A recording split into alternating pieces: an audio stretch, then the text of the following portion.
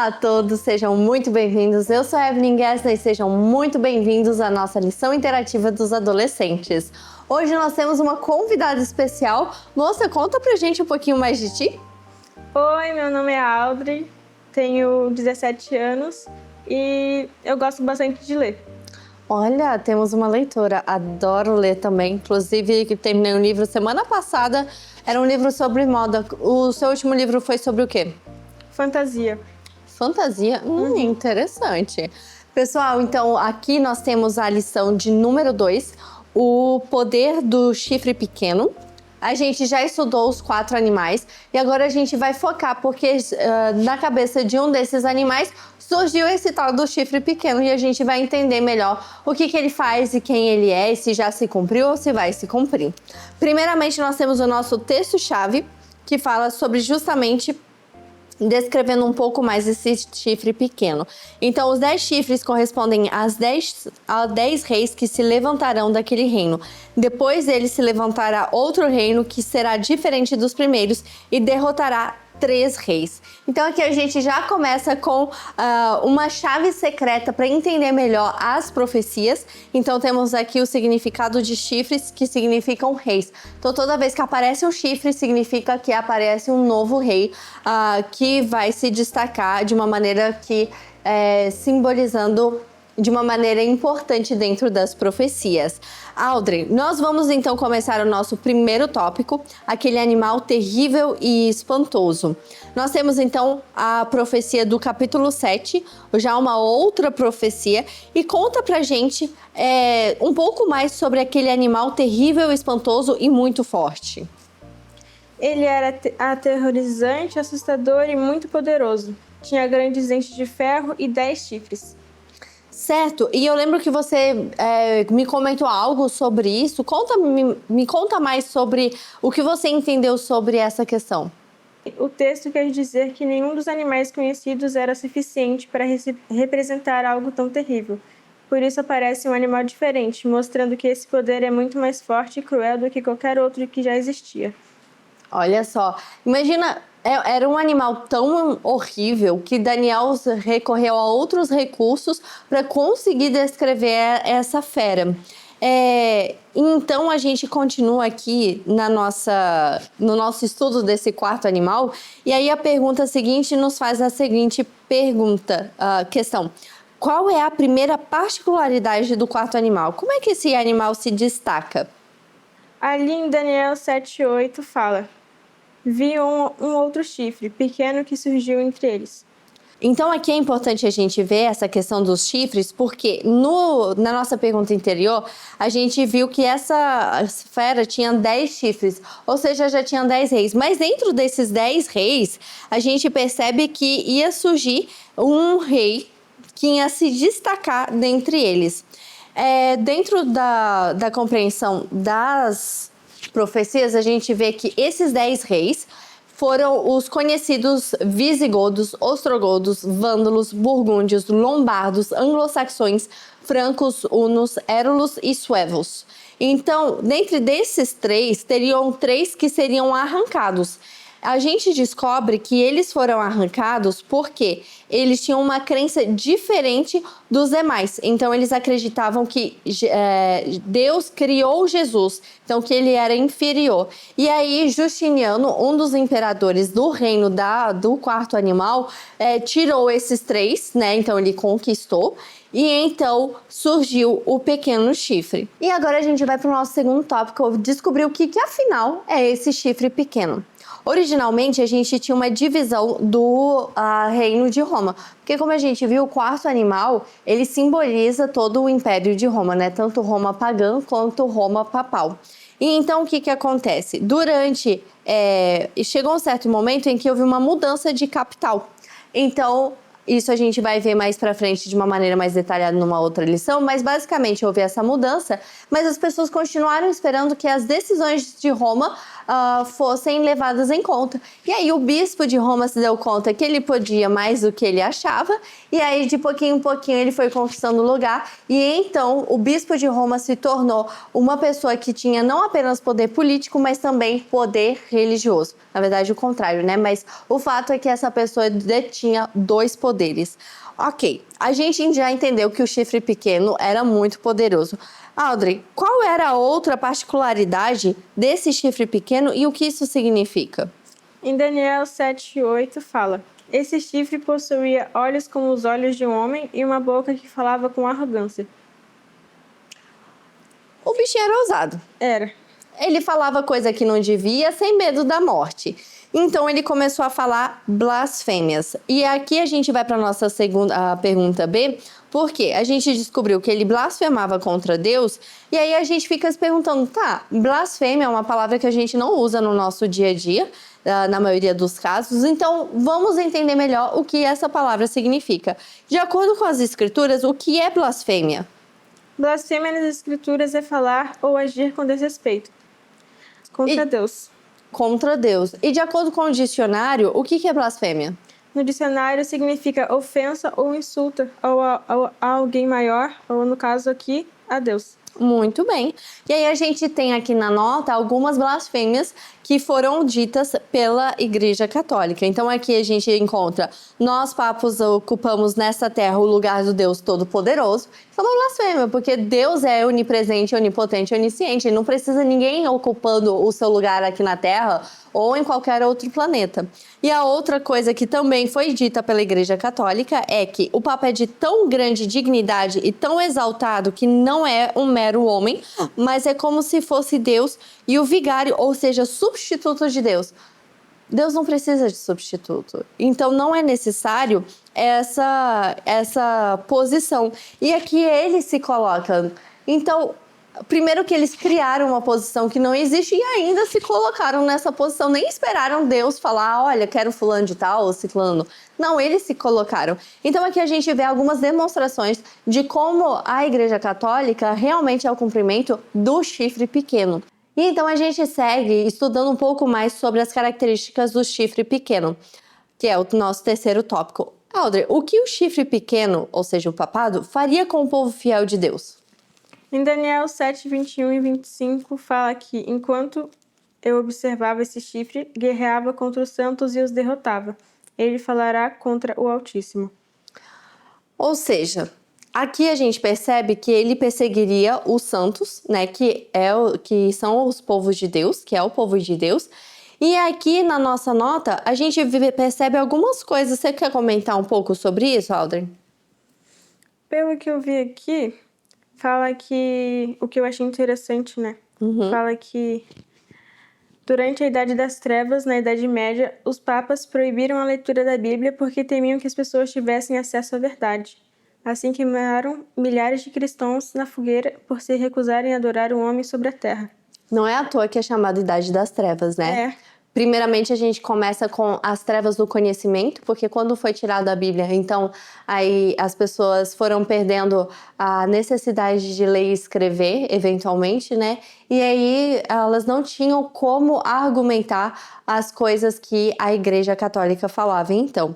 E depois disso, elas começaram também a perseguir os cristãos de maneira sistemática e organizada. Então, a gente percebe a perseguição contra os valdenses, holandeses e muitos outros grupos em eventos específicos. Por exemplo, a Inquisição Espanhola foi um evento tão terrível e horrível que a própria irmã White, quando ela revela, quando ela detalha essa situação, fala que apenas os anjos retrataram e registraram alguns dos eventos ali. Ela não recebeu essa missão porque era tão horrendo que não tinha necessidade de ser perpetuado nos registros da história. E o massacre do dia de São Bartolomeu aconteceu na França, perto de 1500, eu não lembro a data específica, mas em 1500, onde, por causa de um casamento entre um católico e uma protestante, então a nobreza católica se revoltou e fez um complô contra a nobreza protestante. Então, num dia específico, à noite, né, porque essas coisas raramente acontecem de dia, então eles entraram na casa de todos os nobres que eles sabiam que eram protestantes, e claro, no meio disso foram outras pessoas que eles não tinham certeza também, mas eles queriam se livrar, pessoas de várias classes, começou com a nobreza, mas atingiu as outras classes também. E foi um verdadeiro massacre. Naquele momento, naquele evento, morreram milhares de pessoas simplesmente por discordarem da Igreja Católica. E então, como se não fosse suficiente, o que o chifre pequeno pensa em fazer com a lei de Deus? Em Daniel 7,25 fala que ele falará contra o Altíssimo, e em 2 Tessalonicenses 2, 3 e 4 fala que não deixem que ninguém os engane de modo algum. Antes daquele dia virá a apostasia, e então será revelado o homem do pecado, o filho da perdição. Este se opõe e se exalta acima de tudo o que se chama Deus ou é objeto de adoração, a ponto de se assentar no santuário de Deus, proclamando que ele é mesmo Deus. Exatamente. Então é que a Audrey já explicou pra gente o que o chifre pequeno queria fazer, né? Ele queria falar contra o Altíssimo, e também ela já falou também um pouco sobre o que Paulo disse sobre ele. Claro que aqui ele fala uma outra expressão, né? Aqui ele não fala chifre pequeno, mas ele usa o homem do pecado, mas pela descrição, como é a mesma do chifre pequeno, a gente entende que ele está falando da mesma pessoa. E aqui na nossa nota a gente tem um exemplo disso. Aqui fala que a Igreja Católica, através de Lúcio Ferraris, disse o seguinte: o Papa pode modificar a lei divina, já que seu poder não é humano, mas é divino. Então a gente percebe que eles se colocaram no nível de Deus, apesar de serem apenas humanos. E aí a gente vai entender melhor essa história. Alguém pode mudar a lei de Deus? Esse é o nosso quarto tópico. A gente não vai ler, a pergunta diz pra gente ler como Deus escreveu originalmente a lei, e então descreva o que o papado fez para mudá-la. A lei de Deus se consiste dos 10 mandamentos, né? Então nós temos ali não matarás, não adulterarás, que o sábado é para ser santificado, honrar pai e mãe. E então a gente percebe que a lei de Deus é feita dos 10 mandamentos, pura e santa, do jeito que foi entregue por Deus. Só que aí, ao decorrer do tempo, o papado tentou mudá-la. Audrey, quais foram algumas coisas que o papado tentou mudar? Na notinha fala que o papado tentou mudar a lei de Deus e que o segundo mandamento foi proibindo a adoração de imagens. Foi retirado da lei, e o quarto mandamento foi alterado de modo a autorizar a observância do primeiro dia em vez do sétimo dia. E aí a gente pode ir diretamente para a nossa segunda pergunta, porque embora toda a Bíblia seja inspirada por Deus, o que torna os 10 mandamentos mais importantes? É mais importante porque foi escrito pelo dedo de Deus. Tá, mas assim, você tem certeza que a gente precisa guardar a lei de Deus? Não significa que não precisamos mais obedecer à lei. A Bíblia ensina que a lei deve... A Bíblia ensina que a lei de Deus continua válida e deve ser guardada. Por mais que a lei de Deus, né, os 10 mandamentos foram entregues a Moisés, escritos pelo próprio dedo de Deus, algumas pessoas podem acreditar que ela já está muito velha para ser levada em conta, ou que ela foi anulada na cruz, mas a Bíblia não tem respaldo em momento algum, em nenhum livro, para tal afirmação. Então, como a Audrey mencionou, a Bíblia segue dizendo que a lei, o decálogo, precisa ser guardado e respeitado. E aqui no nosso Você Sabia, a gente tem a comparação, né, da lei original.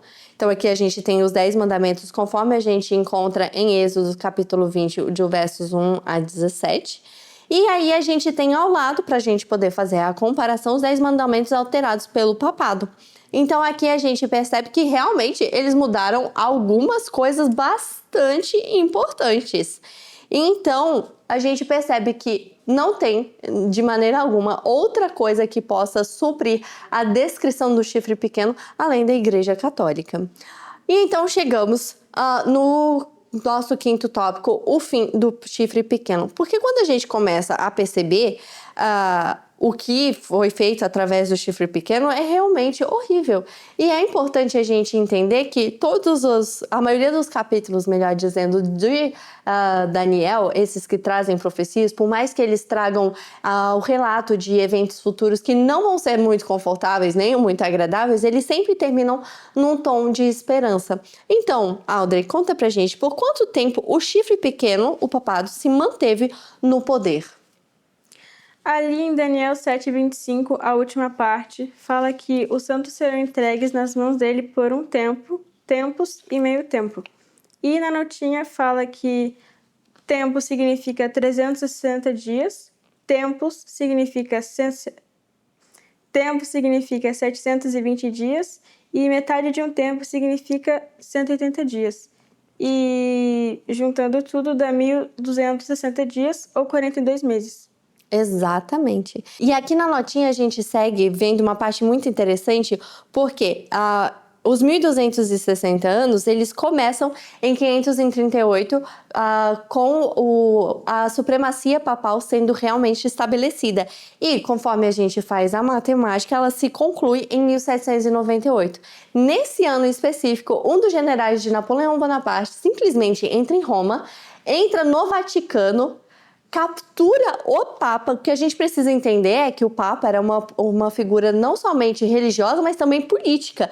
E ele entra no Vaticano, captura o Papa e o leva para exílio. E esse Papa morre no exílio. Então aqui a gente tem a profetização de todos os males que seriam cometidos através do chifre pequeno, mas a gente também tem o seu fim profetizado em 1798. Agora, o que acabará acontecendo com o poder do chifre pequeno e que evento ocorrerá após a destruição desse poder?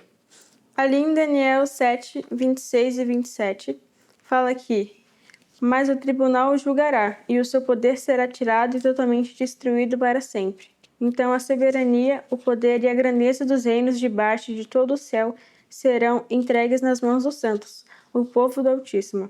O reino dele será um reino eterno, e todos os governantes o adorarão e lhe obedecerão. Exatamente. A gente precisa entender que em Apocalipse existe um evento falando de uma ferida mortal. Então aqui, esse 1260 anos, no final, é chamado como a ferida mortal a toda, o que é conhecido como a instituição da Igreja Católica. Mas o poder desse chifre pequeno sobrevive. E aí, é a isso que se refere a Daniel, capítulo 7, o verso 26 e 27. Porque ele ainda se rasteja, ele ainda tem um outro evento que a gente vê melhor em Apocalipse, mas o seu fim também está determinado. E como disse a Audrey, ele será permanentemente destruído e o reino será entregue aos salvos, que são aqueles que guardam os mandamentos de Deus. Agora, durante todos esses momentos, a gente tem alguns momentos difíceis para o povo de Deus. E a nossa última pergunta diz o seguinte: o que Deus promete aos fiéis que se recusam a se submeter ao papado e adorar o domingo, o falso dia de descanso? Em Daniel 7,18 fala: mas os santos do Altíssimo receberão o reino e o possuirão para sempre. Sim, para todo sempre. Então, esse verso traz à mente daqueles que estão passando por dificuldades, e é importante a gente entender que quando a gente fala sobre dificuldades, muitas vezes a gente pensa só na perseguição, assim como foi retratada aqui em outras eras, uma perseguição física, mas existem vários tipos de perseguição e talvez você está passando por algum tipo deles agora. Toda vez que alguém caçoa e faz você se sentir mal por um dos seus princípios, ou dificulta que você exerça a sua consciência, a sua liberdade de consciência, pode ser dito que você está sendo perseguido. E essas situações são extremamente constrangedoras e, às vezes, existem ameaças não apenas sociais e emocionais, mas também, por exemplo, contra o seu trabalho ou contra o seu desenvolvimento. Então, são situações difíceis. Mas em todos esses momentos, Jesus pede para a gente voltar a nossa atenção à promessa da recompensa final. A todo aquele que permanecer firme, será entregue o reino. E a gente não precisa temer, porque contrário a todos aqueles reinos que vieram, né? O urso, o leão, enfim, os animais que vieram antes do quarto reino, que foram e que surgiram e caíram, e também como esse quarto reino que surgiu e cairá, o reino dos santos do Altíssimo não perecerá. E nós teremos paz para sempre. Audrey, muito obrigada pela sua participação, muito obrigada a sua estadia aqui conosco e aguardo vocês na nossa próxima lição.